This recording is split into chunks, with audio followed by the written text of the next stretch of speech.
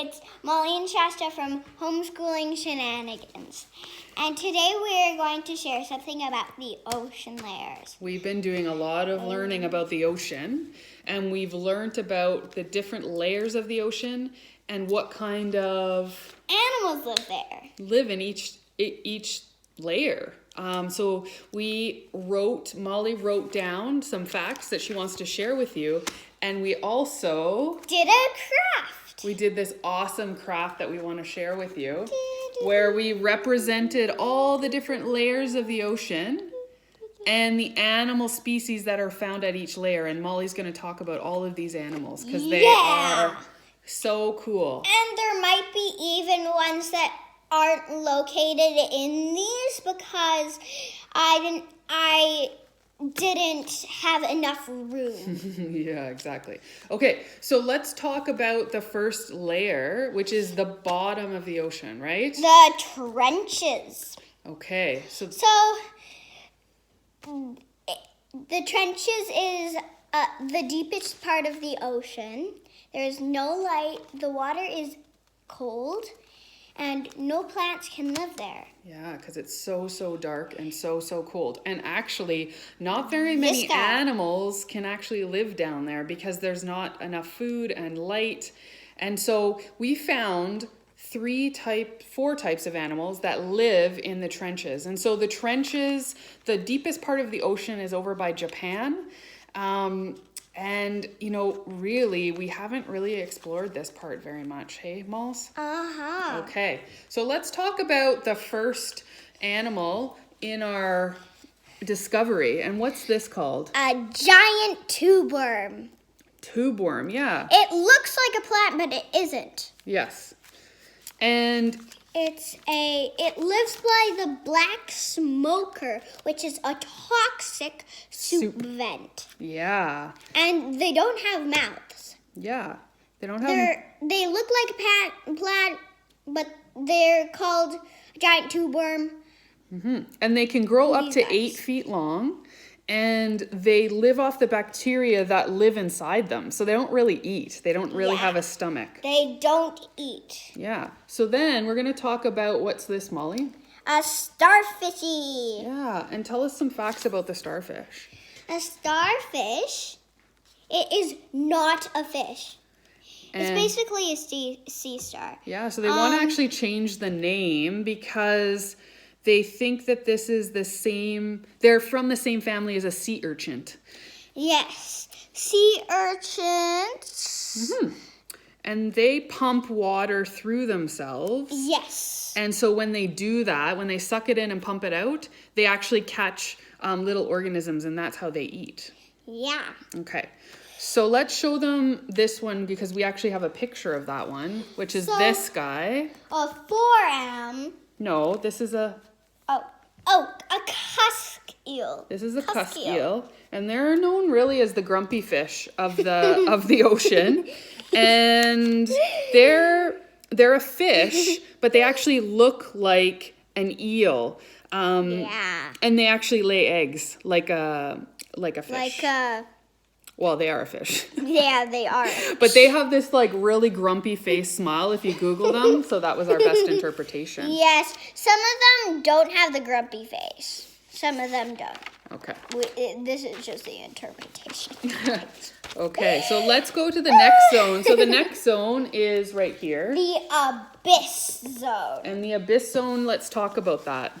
So the word abyss translates to what? To no bottom. No bottom. It is very cold and dark. Mm-hmm. Invertebrates can only survive there because the water is very heavy and it will crush your bones if you go down there. Right. So we found 3 different types of fish that live in the abyss zone. And the first is something called the what? The pink-colored hagfish, which is this guy. Yeah, so it actually looks like a worm, and it's pink just like that. And it just has an opening of a mouth. Yeah, and it looks like seeds when you see the teeth if you Google them. They're really gross. So they're an eel-like worm, and they can go 7 months without food. So it's really important that they they don't need a lot of food when you live deep in the bottom of the ocean. Yes. So what's the next one? Next one is the anglerfish. Everybody knows the anglerfish, right, guys? Mm-hmm. And what's... So the anglerfish is a bioluminescent. And what does that mean? So bioluminescent means it gives off its own light. Mm-hmm. And that's how it traps its prey. So it has this little light at the end of its tentacle, and then prey comes to it, and then it can eat it. So it's a bit of a trick, hey? Yes. And then the third fish that we found that live in the abyss zone is... the black swallower. And what's interesting... It sounds scary, but it isn't really scary. It's just really gross, guys. Okay. So the black swallower can unhinge its mouth. So it's 30 degrees. 360 degrees. And its stomach actually expands like an elastic. Yeah. But doesn't snap, because that would be weird. So it can actually eat things that are several sizes bigger than itself. And so that's why we have this. This is its stomach. And it's actually quite a little small fish, but then its stomach gets big, big, big and stretches. Yeah. Cool. So now let's go to the next zone. So zone number 3, which is up here. Up there is the midnight zone. Everybody knows that zone. So only a little bit of light gets through that area. That's why the animals are red and black. So a little bit of light comes through. And we found 4 different types of fish that can live there, but we only represented 2 on our poster. Because this guy took up too much room. Oh, I guess we did 3, right? Yes, we did 3. So the first one's is a classification. And what's the classification? The classification is Bivalves. And what are bivalves? Bivalves are little tiny cells. No. Can't see them. No, not that. That's the salps. We'll get to that. Oh. So bivalves are the 2 hard shell kind of animals. So clams, oysters, scallops, also crustaceans such as lobsters or krill. So you'll see our little clam right here. Or oyster, I guess, because it has a little pearl. I know it's in this area, but it's actually supposed to be down here. Well, it's in between, hey? It's in between. Okay, so the next is, what animal do we learn about? Sharks. But a specific kind of shark called the what? Called the luminous shark, right? Luminous shark. It glows green. It glows in the dark. Lure predators. It's super cool. You should look at it. It looks like a glow stick, and it has the pattern of like a cheetah or something like that. Yeah, or something cool. Yeah. Just if you make a pattern that's kind of squiggly, that's kind of what the luminescent shark looks like. Okay. And so then we found this type of fish called the viper fish. It's a very, very, very scary fish if you look it up. Yeah, so it's a scary fish. It has big, big teeth. It's really kind of ugly. We tried to kind of ugly, bedazzle ours. Bedazzle. There's actually it has long teeth, and the teeth are actually outside of its mouth. So if you can see that, we tried to represent that with some toothpicks. And it has lots and lots of scales. There's also about 500 types of species of eels that live in this area, and there's one type of eel called a gulper eel, and it does something very similar to the viperfish, to the swallower. Black swallower. In that its stomach can really stretch, and it can eat things that are much, much bigger than itself. And so I think our favorite in this layer is I like the giant squid. The giant squid. And so we made this giant squid. This giant squid right here. Yeah. He's big. He's huge. And he's actually, we only see these in fossils. So they know that they exist. they know that certain types of whales eat them, but we've never actually been able to see them in real life, only the fossils. And actually, if we're gonna get there soon, but actually, the way up in the sunlight zone, the sea turtles, they actually really like to eat squid. Okay, we're going to talk about that later. You're going ahead. Okay. So with the giant squid, they can get up to 5 feet, so as tall as me. And their eyes are the size of basketballs, so they have these big, huge, googly eyes on them. And because they're in this zone, they are actually red, right? So most of the animals in this zone are either red or black. And also, I wanted to tell you, like, this is one of the characteristics of the giant squid. The giant squid, when it eats its food, it takes its tentacle, gets a fish, and then chucks it up its pincers that are way inside its tentacles. And then it goes up into this area right here. Oh, and that's where their mouth is, really. And that's really where their mouth should be. Okay, so let's go on to the second layer, which is this layer right... the Twilight Zone. This layer. Woo. The Twilight Zone is home to the strangest animals. It gets a little light. So if you see way up here, like it gets tons of light. But they go here. They're here. This is the sunlight. This is the Twilight Zone, I mean. Yeah, so it's getting a little bit more light, so the color of the ocean is a little less dark, right? It's a little less dark. And it's a little bit warmer, and the weight of the water isn't as heavy.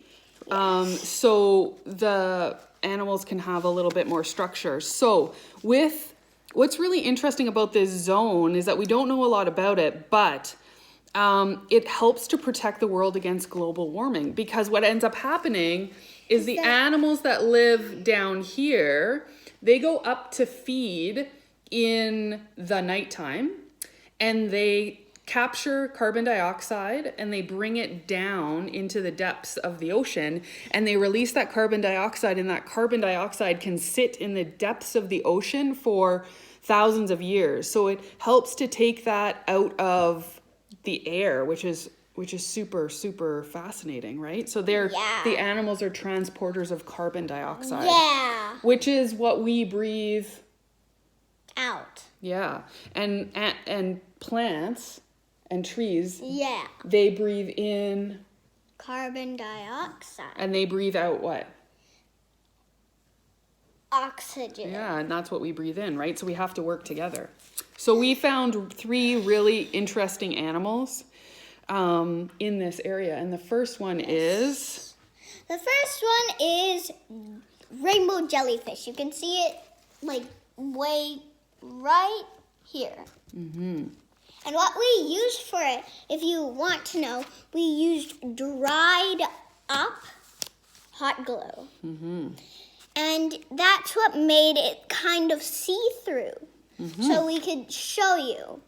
And this is a cool fact. The cilia are 8 little hairs that are on the jellyfish. And they wave back and forth. That makes a luminescent rainbow. Yeah. That's why they're called a rainbow jellyfish. Yeah, so what ends up happening is the wave allows them to swim, and then what ends up happening is it projects light that causes a rainbow. They actually, because they look pretty cute, right? But they're ferocious predators, and they consume almost 10 times their body weight in food every day, which is quite fascinating. That's a lot to eat. It's really scary as well. Okay, so what is the next thing that we did? The next thing was salps. Here are the salps. There's salps. Nobody really knows what they are, so I'm going to tell you. They're like these little... Gelatinous vacuums, they called them, right? Yes. Because they are circles. No, they aren't. Yes, if you look them up, they're actually straight. No, they're not, Molly. They're I not. looked them up. They're not, because they hook together in making link chains if they want. So, But how would they do that if they're still circles? Okay, so you mean they can detach? Yes, they maybe, can maybe detach you're right. Maybe their you're ends. okay. Maybe they're right. But they move by sucking in water and pushing it out. Pushing it out And through their... so they're called vacuum cleaners because they actually clean up the water, and they end up eating all those like particles. And yeah, they can link together like a chain. So then the last one that likes to live in this area... Sperm whale. Sperm whale. But we didn't do one because sperm whales are quite big, but Quite they big. are actually the biggest whale with teeth. So they actually have teeth. They don't have those filtery things. Little wavy. Yeah, and they have the biggest brain on Earth, which I thought was really, really interesting. And their favorite food is the giant squid. So that's their favorite food. So the last zone is the... What is it, Molly? It's the sunlight zone. Okay, and there's so many animals to choose from, right? Dolphins live up there, sharks, sea lions, seals. But we picked our... Molly picked her 3 favorite. I picked my 2 favorites. Okay. So... Because coral doesn't really count as an animal. But it is a living thing. It is a living thing, but Right. it doesn't really count as an animal. Okay. So tell us a little bit about the sunlight zone. Plants can live there because there is lots of light and the water is warm. So photosynthesis can occur, right? So photosynthesis. So coral reefs are actually plants, animals, and fish. So they're a whole bunch of living things. Yes. And the biggest coral reef in the world is the Great Barrier Reef outside of Australia. And we have to do a lot of work to protect them, right? Yeah. Because people are stepping on them and the polluting. water, Mm-hmm. and this is our coral reef. They get stuck. They get all the little things get stuck in there, and then they're sad. Okay. And, And so they did this really interesting thing where we read a study where they oceanographers went and recorded the sound of a healthy coral reef, and they took that noise and they put it in an unhealthy coral reef, and the fish started coming back and it started to regrow, which is really interesting, eh, Molly? So let's talk about this one. yes, manta ray. They're right here. Yeah, and they like to swim, They eh? like to swim. So they like to live alone. Yes. They can live to 50 years old. That's pretty old for a fish. Yeah. And their brain is bigger than any other sea animal. And it's almost bigger than their whole body, right? Yeah. That's pretty cool. And so then the last animal that we looked at are this guy. Yeah, the sea turtle, but I want to show you guys something Okay. with the manta ray's wing. So I'm going to lift it up. It has like this kind of spotty thing. Yeah. But even though the belly is white, it's spotted underneath its wings and down onto its tail. Perfect. Okay, let's talk about the sea turtle.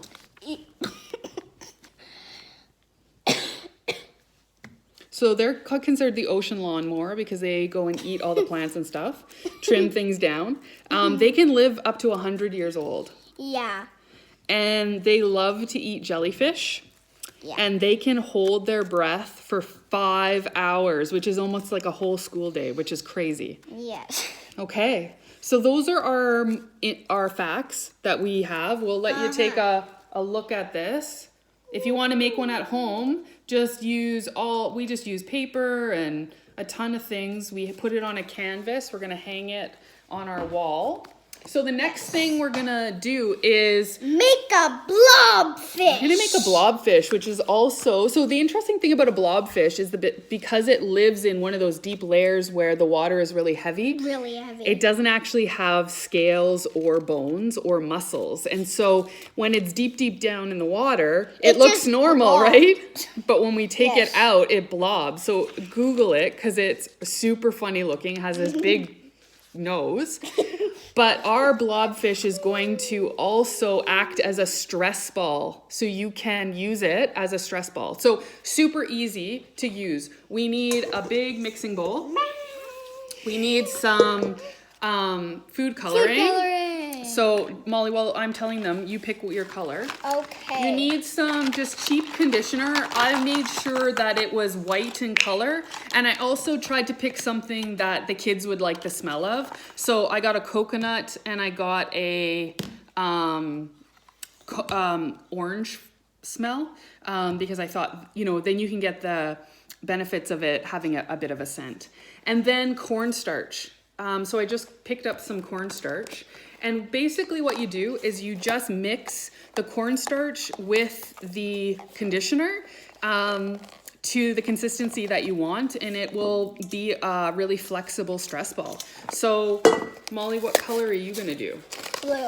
Blue? No, I'm actually gonna use pink. Yeah, because the blobfish is pink. Okay, so Molly, you wanna put this in here? Actually, I wanna find Okay. No. Okay. So why don't you put a few things of pink in there? I almost messed my pajamas up. That's okay. And I'll just get, just so we don't get a whole bunch of dye on our fingers, I'll just get a little spoon. Okay, let's see if that's enough. And then we can add more. If we need. Okay, so now which smell do you want? Orange or coconut? Coconut! Okay, and then you can start squeezing that in. And basically you just keep mixing until you get the right consistency. And so I'm gonna get Molly to roll up her hands and I'm gonna get hers to start squishing. Okay, let's. I think that's right. You think that's right? Okay, I'm gonna. Why don't you do it with your hands? I'm gonna mix it with this. Oh, okay. Yeah, do it with your hands because it'll mix it better. Yeah. Run it through your fingers, just like if you were making bread or. Keep going.